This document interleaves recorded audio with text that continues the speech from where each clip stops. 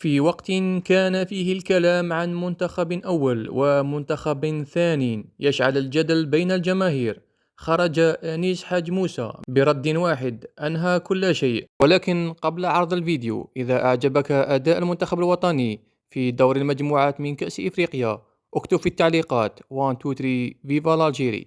بعد الفوز وتحقيق النقاط الثلاث على منتخب غينيا الاستوائية، في تصريح للاعب الجزائري أنيس حاج موسى حينما سأله الصحافي، قال له: اليوم فزتم وحققتم الانتصار بالفريق الثاني.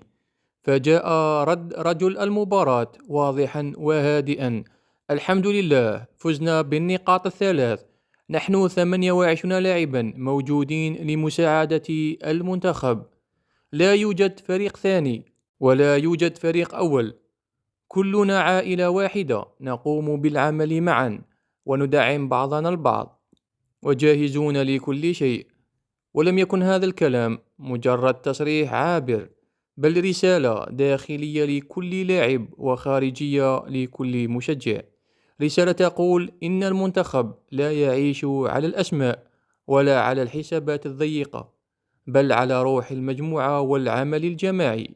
وهي بالضبط الرسالة التي يحتاجها الجمهور اليوم في هذه المرحلة الحساسة، لأن الانتصارات الكبيرة لا تصنع بلاعب واحد ولا بتشكيلة واحدة، بل بعائلة كاملة تؤمن بالقميص الوطني وتقاتل من أجله.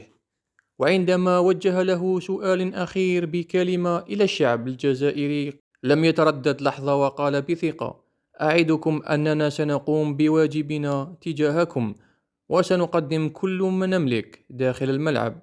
رسالة تطمين وتعهد واضح بأن هذا المنتخب بكل لاعبيه مستعد للقتال من أجل الجزائر حتى آخر دقيقة.